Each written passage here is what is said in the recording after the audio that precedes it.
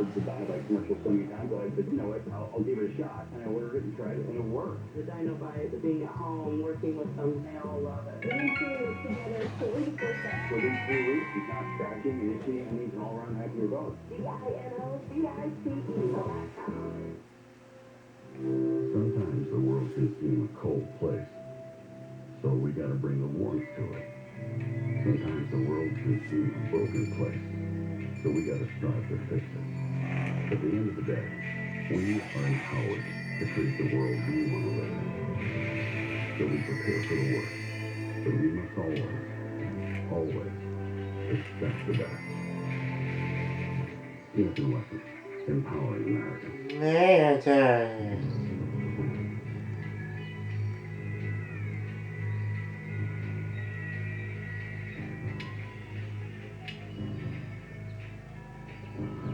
Welcome back. George Noy with you. A fascinating couple hours. Lynn Monet with us. The native Floridian, born in Sarasota, Florida, raised in Palm Beach County.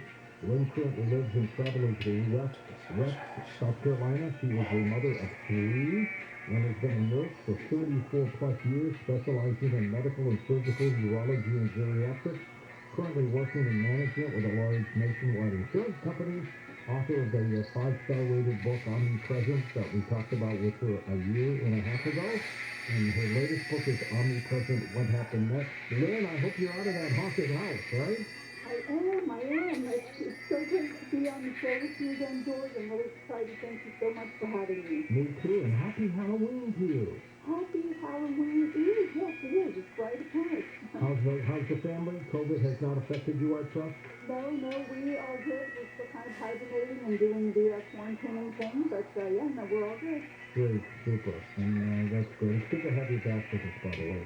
Thank you so much. I really just have been looking forward to this. Before we get into Omnipresent, what happened next? Tell us what happened first for a lot of new people. Okay. For those of you who have not had a chance to read the book, Omnipresent I originally wrote because I had ended up purchasing a house, unbeknownst to me, that was so badly haunted that I was never actually able to move into the house. I did own it for 8 months prior to selling it, but I had been, as a single mother, I had 2 younger children, and I had been looking over a year for a house on my single person income, and my realtor finally came across this house after about a year of looking, and she called me on the phone and she said, Lynn, there's this house, not even listed on the MLS yet. My colleagues just came in, they're getting ready to put the pictures and stuff onto the MLS, and this house is exactly what you need, and it's in your price range. It's almost too good to be true. And of course, those words should have kept Bill and run. Thank you, real estate agent, right? Yes, and at the time, I was recuperating from a financially devastating divorce, so I was actually living in a single-wide mobile home that I had paid cash for because of having credit issues at the time after divorce, and so I had been living there for several years, rebuilding.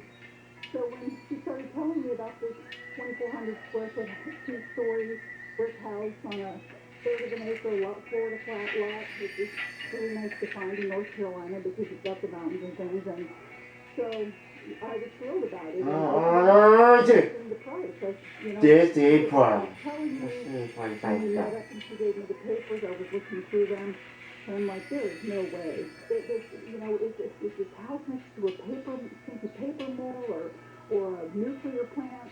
This easily sell for $100,000 more than what they were asking.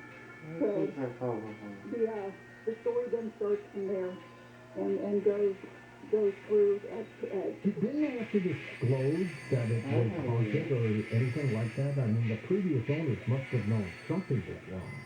Well, come to find out that they won't make mention of it. I did track down the owners that had sold the house to me and found out after I had sold it. I was concerned that they wouldn't speak to me about the house until after I had sold it. And in the state of North Carolina, where the house was, they have to disclose whether someone had passed away in the house or not. Okay. But this house had been flipped over so many times in a short period of time because the paranormal group that actually came up from Georgia to help with the house, they did some background checking on it and found that it had sold like 4 times over a six-year period, but it sat empty for like a year or two after the people moved out and it was foreclosed on, and that's where the people that I bought the house from picked up the house at that point. So there was no disclosure of hauntings or anything no, like that? no, I mean, they didn't even know how old the roof was. You know, I mean, you couldn't really get any information. So of course I had an inspection like that done to determine the quality of, you know, the flooring and the health of the roof, for lack of a better word, and so that's the only way that I could, you know, find out anything. And even with that, it was a guesstimate, I would call it, of how old the roof was. Did somebody ultimately die in that house in the past? Yes. Yes, the original, the people that originally bought the house was built in the 1970s, like around 1976. Not that old, No, and what I did learn in the process of everything is that it's not about the house itself. A brand new house can be haunted if it's built in the wrong place.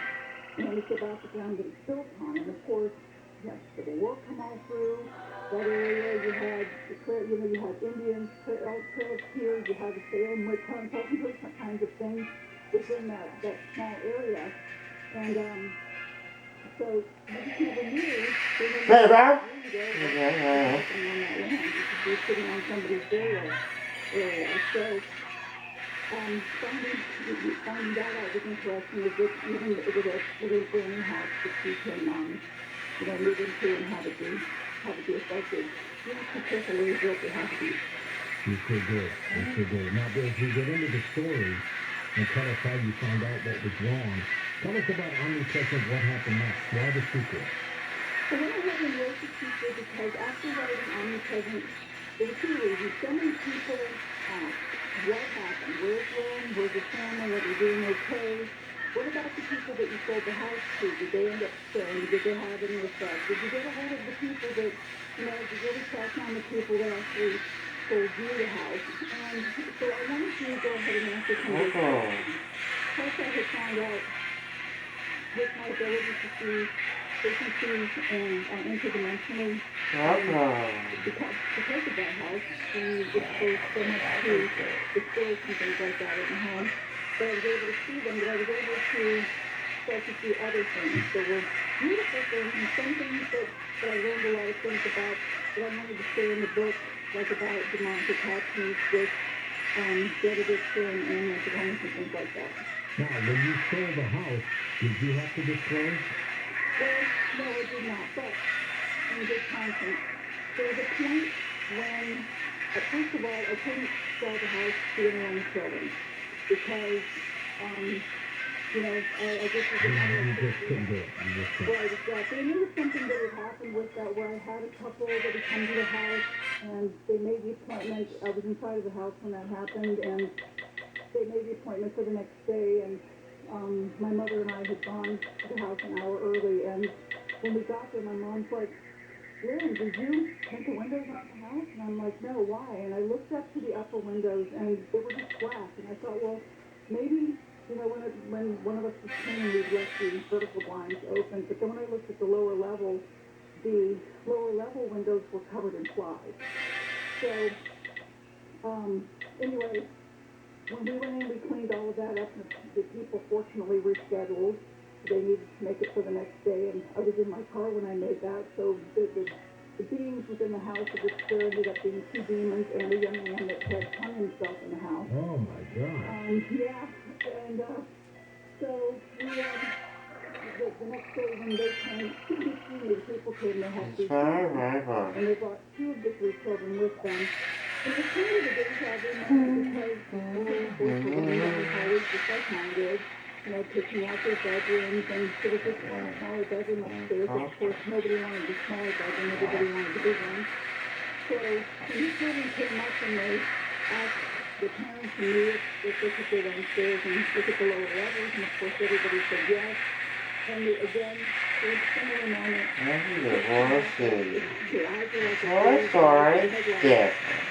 I overheard the little girl saying to the boy, Tommy can have the sleepy room. And Tommy was the one that wasn't with them. So whatever they saw, in that moment I knew, you know, with my children over and get moving in because as a mother and working really Did you know it was haunted? Georgie. That's why you didn't move in? yes, Okay. yeah, it was haunted that bad. What made you realize it was haunted when you didn't live there? What happened? Okay, I owned it for 8 months. I had purchased it in March, and I had decided to do renovations on the house and move in during the summer months. After getting all the schools order. Instead of changing their schools and all of that sort of thing, just to let them finish out their year, and then they could meet kids in the neighborhood and start school fresh with the following year. And so we didn't actually, I was actually still living in this single-wide mobile home. Thank goodness I had a place to go, because I can't imagine after hearing the story of the people that told it to me, which I'll share with you in a little bit. But things kind of started right away. The things in the home, for instance, the very first over there, we were having a floor picnic, and my daughter comes into the kitchen. I'm preparing the meal, and she said, "What did you want?" And I said, "I didn't call you." And she said, "Yes, you did." And I said, "No, I didn't." She said, "You called me twice. I answered you in the middle that I was coming, and then you called me once, and then you called me the second time." The thing was mimicking your voice. Yes. And my son comes in, and he's peering out their home, and he says, "Mommy, I heard you too." So, of course, I'm trying to rationalize, at that time, well, Brittany's a popular name, and maybe there's another little girl on the street with the same name, and it's dinner time, and her mom might have been outside calling her Brittany, but I didn't call you. So, little things started to happen, but that was the very beginning where it was mimicking. It learned our names right off the bat. It was able to mimic my voice right off the bat. And so then the next day I go, the lights are on in the house, and I don't know how much detail that you want me to. No, go ahead. Okay, the very next day I drop my kids off at school, and I go over to the house, and I go inside, I'm pulling up carpeting, trying to save money so I can buy a higher grade of wooden flooring, and I put my purse out. It's a 2-story house, but it's a split-level house, so when you come into the double entry doors, you come into like a platform, and then there's the ascending stairs, and there's descending stairs going down to the lower rooms. And I went up into the kitchen, put my purse down, and I turned and I noticed that all of the lights were on. Not the ceiling lights, but the light was on the side of the oven. The light was on over the stove. I'm thinking to myself, when we left last night, they were all off.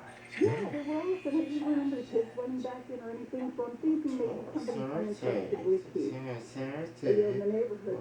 And also, the house sold that it didn't even really hit on MLS except for maybe about 8 hours before I ended up making the bid on it the same day that someone else did, and I ended up getting the house. Did the neighbors ever tell you anything? No, I went across the street to introduce myself the day that the lights were on, because I thought maybe, a realtor might have come to show somebody afterwards, not realizing that the house was sold. And of course the neighbors confirmed that they had taken a walk that night, and the only thing that was on were the solar lights that were in the walkway. So that particular day, I introduced myself and told them I was the new owner, and went back across the street and continued to pull up carpet. And when I went to leave, I made sure all the lights were off, I locked up, and I left. But the front door, there was a constant problem with the front door, with the 2 demons and the young man that was in the house. There was one demon in particular that would run the stairs and kind of manipulated the lock on that door. So, that particular day, of course, I didn't know that at that point. I went ahead and I tried to lock the deadbolt on the door, and it just wouldn't turn. And I thought to myself, well, maybe it's not in the door jam right or something. So I opened the door, and I locked manually the lock knob from the inside and shut the door, and went ahead and went to my car. But then the next morning when I came back, I went to put my key into the lock, and the door just opened. I didn't turn the keys, I didn't turn the knob, nothing, it just opened. So again, I'm assuming that, maybe I just didn't get it in the door frame right. And I went into the house, and I had brought some paint with me. I was going to start painting the ceilings for a nice fresh coat of white paint on the ceilings because they said the house had been built in the 70s and they needed a fresh paint before the wooden flooring would be installed. So I went back to open the sliding glass door, and the sliding glass door was unlocked. The little key thing was hanging dangling to the side, the little piece that you put in. And I thought, well, you know, okay, I'm pretty sure that was locked, but it's not, so maybe I didn't. Maybe one of the kids went back. Then I went downstairs and I opened the garage doors to unload the boxes that I had for my car, and those were both unlocked. And I thought, well, these are manual. I'm used to having the clicky thing in my car, you know, that opens the door. Oh, sure, yeah, that's where you keep it right on the visor. Yeah, exactly. So I was, you know, I'm like, well, I'm just not doing this right. I must have unlocked them instead of locked them. But then when I looked over, there was a workshop in the garage, and that door from the previous day where I had made a couple of trips and I had brought some boxes. There were boxes that were stacked about 10 level. I'm 5'9", so they were about 10 level and about 3 feet out. And that door's chain was dangling off to the side of the door, and I'm like, okay, wait a minute. I know for a fact that door was locked, and the only way that door could be unlocked is if someone was inside of this house and moved all of those boxes out from the front of that door, unlocked it, and then pushed the boxes back. So I was pretty certain at that point that someone was coming in the house. So I went back across the street to the neighbors, and I asked them, I said, you know, did you see any kids or anybody pull up to the house last night after our car left? We're not moving in until the summer.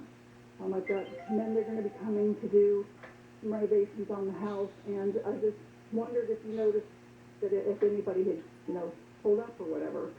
And they said that the wife actually came forward, and she said, I'm not trying to be a nosy neighbor, but I was doing my lunch dishes when you left, and I noticed that you walked partially to your car, and you turned back around, went back to the door, and actually took the knob and shook it. And I had not even remembered doing that. So that door was locked when I left. And I told them, I said, the doors were unlocked. So I'm thinking that maybe somebody came in. But here's my name, here's my telephone number. No one should be at the house unless I'm there. If you see somebody pulling up and my car's not there, don't call me. And if I tell you to call the police, Nice of them. Yeah, it was nice of them to keep an eye out.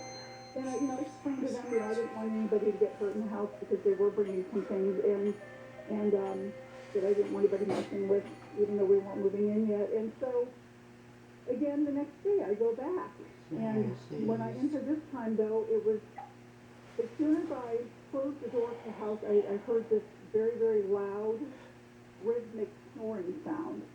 And I mean, it was evenly up and down, and I thought to myself, okay, there's a squatter. Wait a minute, what point though, Lynn, did you start feeling evil? Oh, evil, okay. Let's see, it was, when we started to sleep there, we spent 2 nights there. So you did stay in the house? 2 nights, yes. That's it? That's it. Because what happened?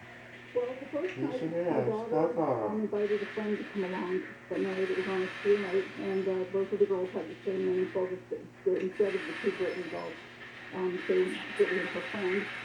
Her friend ended up getting up during the night to go to the kitchen to get some Oreos, and something spooked her so badly that she wanted to go home. And, of course, we were 25 minutes from where we had lived before, and we were commuting. And so that was kind of, and she would not even leave the room without my daughter to go to the bathroom, but she wouldn't say what it was that spooked her. And so we didn't really notice anything at that point in time. But then the second time that we spent the night, everything started to happen. Let's pick it up right there when we come right back. The second night in this haunted house. We'll be back. Never miss a detail on a show or a guest. Sign up for the Coast Zone email newsletter, available for free at coasttocoastam.com.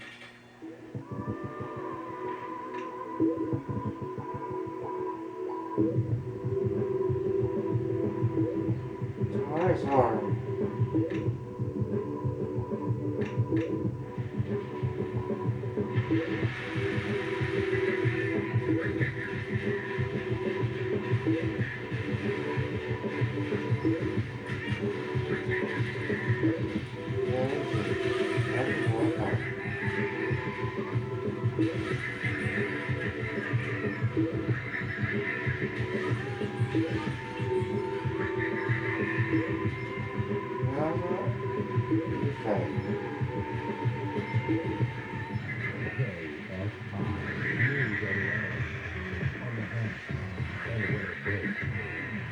Phil Hewitt from the KFI 24-hour newsroom. A federal judge has granted Vanessa Bryant's motion to compel depositions of Sheriff Alex Villanueva and Fire Chief Darrell Osby. She's suing over shared photos of the helicopter crash. Into the making of the unknown. And 7 other people. Today's groundbreaking of the museum of the Natural History Museum has been postponed. The facility was supposed to be named after Councilman Mark Ridley Thomas, who currently faces federal charges. A district attorney in New Mexico is not ruling out criminal charges in the shooting death on the set of the movie Rush. Last week, cinematographer Helena Hutchins was shot and killed when Alex Baldwin was rehearsing with a gun. He was killed with that movie. Southland weather from KFI. Sunny and warm today. Highs in the middle 80s for the valleys and much of the Orange County and Inland Empire areas. Metro LA will be in the upper 70s. Low 70s. Beach is a lot warmer on Thursday. Right now it's 50 in Garden Grove. San Juan Capistrano 57, Downey 55, and in Phoenix Valley 57 degrees. We leave local from the KFI 24-hour newsroom. I'm Phil Hewitt. East LA, there is a work zone moving 60 eastbound from the 710 to Finley Avenue. Wrestling could be work until 6. Expect the rain in that area.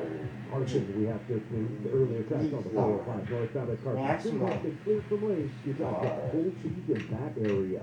And in Anaheim Hills, this is on the 91 eastbound from Imperial Highway to Deer Canyon Road. 3 right lanes will be shut down for road work until 5. KFI in the sky helps get you there faster. I'm Brian Van. Why would a plumber just tell me what it costs to unclog my drain over the phone? Is it No, it's not. It makes no sense at all. They obviously have a price. Mike Diamond. That's right, yeah. He's not a savage thing. Doesn't matter if it's a kitchen sink or a mainline sewer problem. The Smell Good Plumbers at Mike Diamond will unclog almost any drain for $99. Almost. Yeah, there are a few exceptions, but you can read all about them on our website before you call. Just go to thatsmellgoodplumber.com. Wow, you have upfront and everything. I just had a guy named Bubba who wouldn't tell me anything. No brothers here, man. Just professional plumbers who show up on time, smell good, and unclog drains for $99. Call us.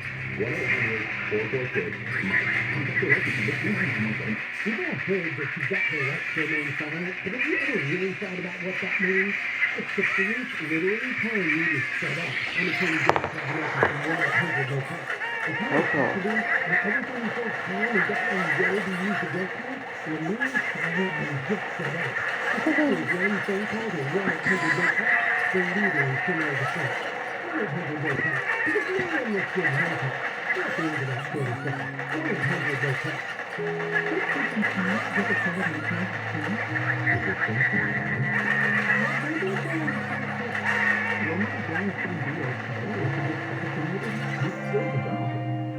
The short answer to all these questions?